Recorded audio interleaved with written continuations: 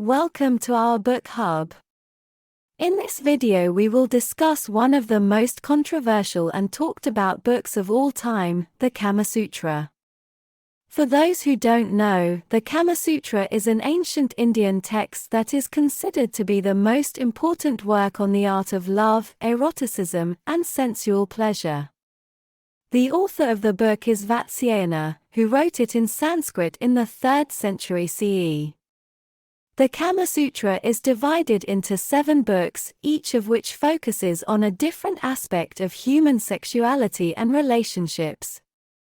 The book covers topics such as courtship, marriage, relationships, sexual positions and techniques, adultery, and the nature of true love. The Kamasutra is often associated with sexual positions and techniques, but it's much more than that. The book offers practical advice on how to build and maintain healthy relationships, including tips on how to communicate effectively, how to deal with jealousy and infidelity, and how to overcome the challenges that arise in every relationship. But some of the passages in the Kamasutra reveal a conservative and even patriarchal view of sex and relationships. For example, the book advises men to be dominant in bed and to not listen to their partner's wishes if they conflict with their own desires. It also encourages men to seek out virgins and younger women, and suggests that women who have had multiple partners are inferior.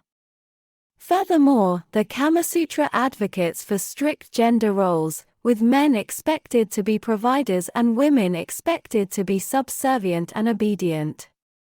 The book also suggests that women should be treated as objects of desire rather than as equals, and that they should be judged based on their physical beauty rather than their character or intelligence. These passages challenge the popular notion that the Kamasutra is a progressive and sex-positive text. While it does contain valuable insights into human sexuality and relationships, it is important to acknowledge its limitations and to read it critically.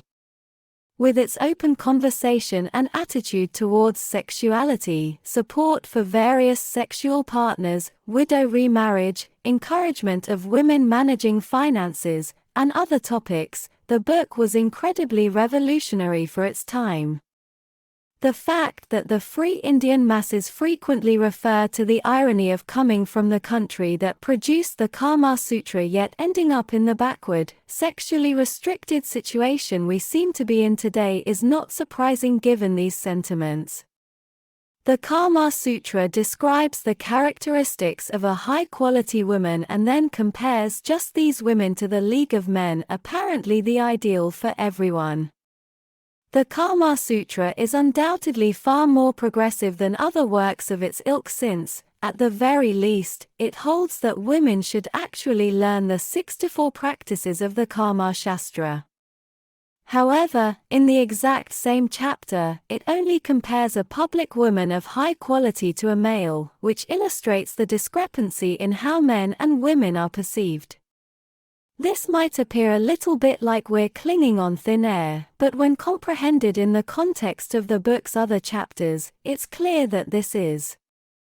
Although the Kamasutra gives caste much less consideration than the Manusmriti and Arthashastra, other ancient Indian writings, references to caste hierarchy, like this one, are numerous and indisputable and cannot be disregarded when categorizing various unions. Additionally, women who are fit to be enjoyed without sin are known as nayakas. Therefore, there are 3 types of nayakas: maids, women who have been married twice, and public women. According to Gonikaputra, there is a 4th category of nayika, which is a woman who is used for a particular event even though she has been married before. The same chapter of the Kamasutra describes a number of ladies who are not to be enjoyed, including lepers, insane people, excessively white or black women, and stinky women. The further categorization of women in India according to various regions is also based on, to put it mildly, derogatory stereotypes.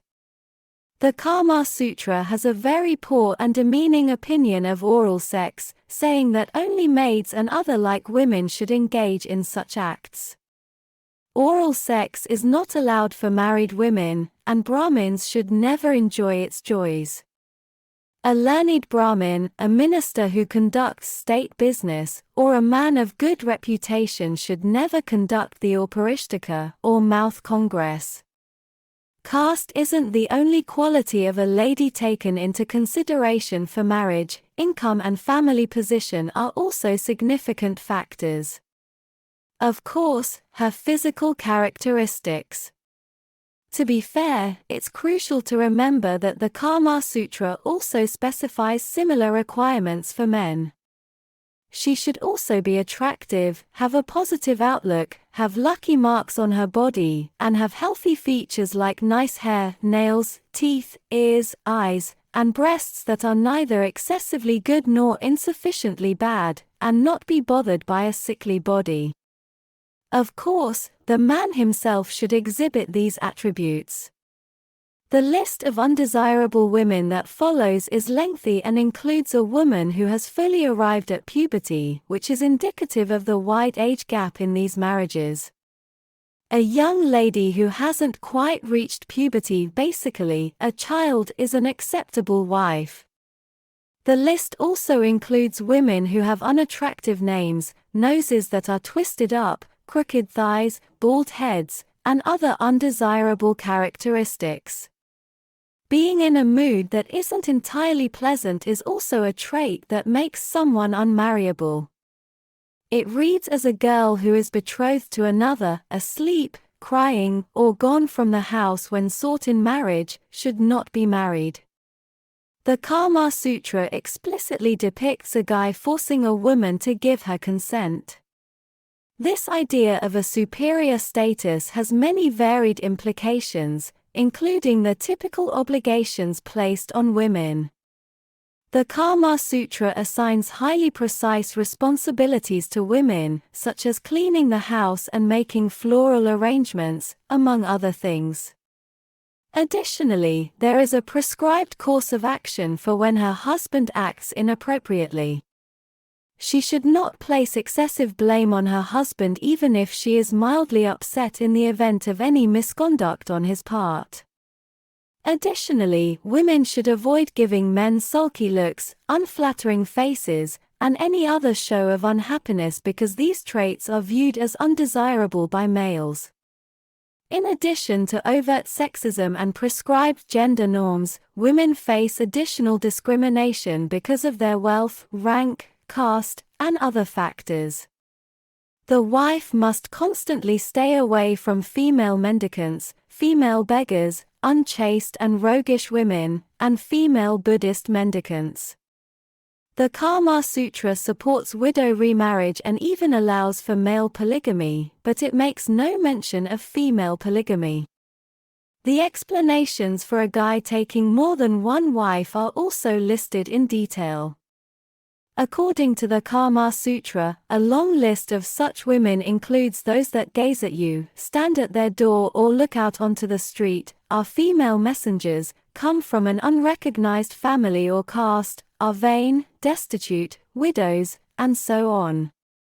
Women who are infertile, envious, or immoral, as well as sick or cowardly women, might all be added to that list.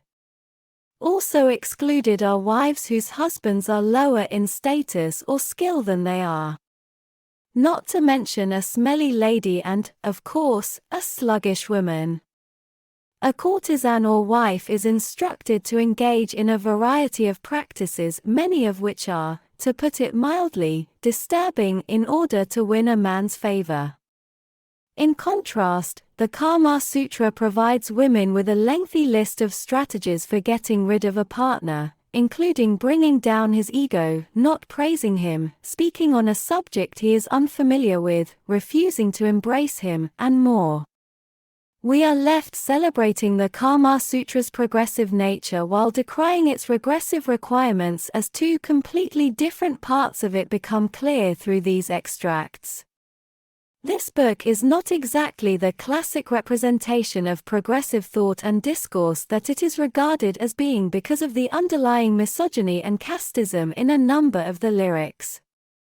It would be foolish to hail this text as the embodiment of progressive values on a number of different fronts. However, given that this work was written in the 2nd and 3rd centuries, it is inescapably less advanced than the ideas of the 21st century. Thank you again for joining us, and be sure to subscribe to our channel.